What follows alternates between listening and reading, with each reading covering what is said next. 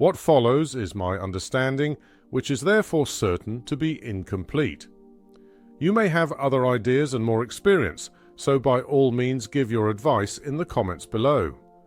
I'm no expert, I'm just pointing the way.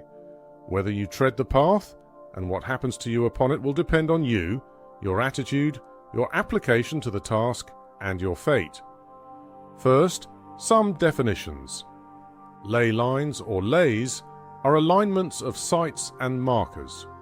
They are by definition straight lines that extend for several miles, sometimes hundreds, and just occasionally thousands.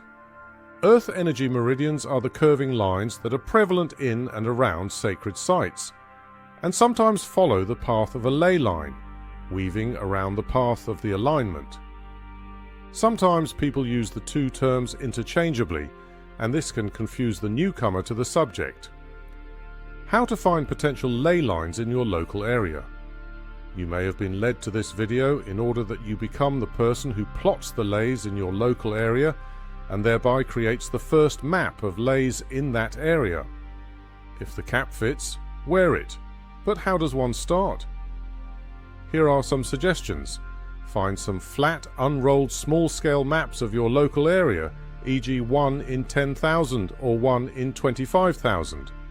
The scale figures mean that, for example, 1 inch or centimetre on the map equals 10,000 or 25,000, 25,000 inches or centimetres in the landscape. Study the map and get to know the various symbols and meanings. Use the map legend and try to memorize as many of the symbols as possible so that you can read the map without constantly referring to the legend. With practice, you will get faster at this until it becomes easy. Pay close attention to place names, not just the towns, villages and hamlets, but also the roads, streets, hills, woods, streams, etc. They are all clues to origins and history. Spread your map out on a large flat surface and using a long, clear plastic ruler, try to find alignments of 3 or more sites or markers of particularly interest. These might be burial mounds, tumuli, long barrows, stone circles, solitary standing stones, cairns, old churches, cathedrals, holy wells, ancient hill forts, and many more. The list will vary according to your landscape and the cultural remnants within it. At this point, the cynics might say, you might as well choose phone booths or movie theatres. The ley hunter's answer to this is that the markers, structures, or buildings were placed at various times in history by people moved, consciously or unconsciously, by the same motivating force, or that the more recent structures were placed upon older sites. An example of this is early Christian churches built on the site of stone circles or standing stones, or cathedrals built upon blind springs that had been there for thousands of years. If you can find 3 markers that are in alignment, it's a suggestion, nothing more. 4 or 5 is much more promising, but it's still not enough to say it's a ley. This is just the first stage in your detective work. The next stages is to look for clues in the place names and the folklore and myths associated with them. You can start with the map itself, but you'll also need to check books and sources on the web. You can even use AI, but check the answers for accuracy. Are there any mentions of dragons, giant worms, or serpents? Are the churches dedicated to one of the dragon slayers, St. Michael or St. George? Or are there any churches named after the Christianized versions of old goddesses like Bride and Bridget, or Helen and Ellen? There are many more clues that may exist. Again, none of these things alone are definitive proof. What you're trying to do is amass a body of evidence to prove a case. Next, it's time to get out and into the field. Online armchair ley hunting is a fun hobby, but the real work is out in the field, visiting the sites and immersing yourself in the atmosphere in each.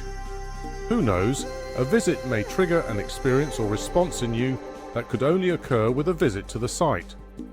Also, apart from any transformative experience that may occur, the landscape contains many clues that you won't see on a map, and won't be referenced in books? Is there a notch in that hill on the horizon? Are there clumps of Scots pine trees or an ancient yew tree waiting for you to visit? Visiting sacred sites. When we walk into churches, cathedrals, or any other type of religious temple, there is a natural inclination to speak quietly and slow our movements down. Well, for most of us anyway. We instinctively respond to the sanctity of the space. I think it's incumbent upon us to approach all sites of this nature in the same way, starting with the approach to the site. It's my opinion that it will help you in your quest to say a silent prayer before entering a stone circle or lonely old church, and to offer thanks as you leave. This isn't out of superstition, po-faced, fake reverence, or pointless New Age ritual. The intent here is to attune you to the site. To do so will require a change in consciousness. It has been suggested that the ley line system and the earth energy meridians are part of our collective consciousness, and that the Akashic records are held within the network. So tune in correctly by selecting the right frequency, and you might just get a download from the cloud or some idea of the best way to communicate. Don't go marching in, banging drums, ringing bells, and waving burning sage about.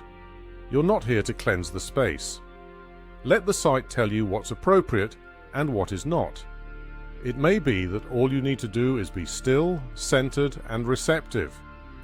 Another reason for doing this might be to obtain permission to enter from the site guardian, if there is one on duty. It's best to stay on side when it comes to astral beings tasked with protecting holy sites. At the very least, be courteous, adhere to the country code, and pick up any litter you see on the site. Dowsing the energy paths. So, you've found a possible alignment on a map. It passes through a barrow called the Dragon's Lair. The valley or hilltop is associated with legends of the Wee people, and you're a mile away from a St. Michael church. What next? Well, now you can dowse for energy meridians and draw out the patterns that appear, if any. You may be pleasantly surprised to find geometric shapes, or you might find meandering and weaving flows like snakes emanating from a central point. Again, dowsing requires a certain frame of mind, a particular level of consciousness, so the attunement mentioned earlier will make the transition from visitor to dowser so much easier. The aftermath. Let's assume you found an alignment of 4 more sites or markers. The folklore supports the suggestion that these sites are connected, there are other clues in the landscape, and dowsing has verified the presence of earth energy meridians. Congratulations, you found your first ley line. Is that the end of the ley hunting? Not quite. Keep a dream diary and note down any dreams you have in the days and weeks that follow. You might pick up still more clues that you're on the old straight track. Write up your findings and all the evidence you've collected. You can store this for future publication or start a blog to store it. Having done all this for one ley, can you see why a map of all the leys in your state or country is unlikely to exist? It would require several years of research and fieldwork to document them all, even in one county. More information for continuing your research. There are dozens of books you can read and videos to watch, but the fieldwork is what's important. I have created an online bookstore, an art gallery for inspiration, and a Facebook in which you can meet other ley hunters and exchange ideas. You'll find all the links below this video. Post a comment below with your feedback and suggestions. Please give this video a like and share with anyone you think might be interested. Subscribe to my channel because I'll be making more videos on this and associated subjects.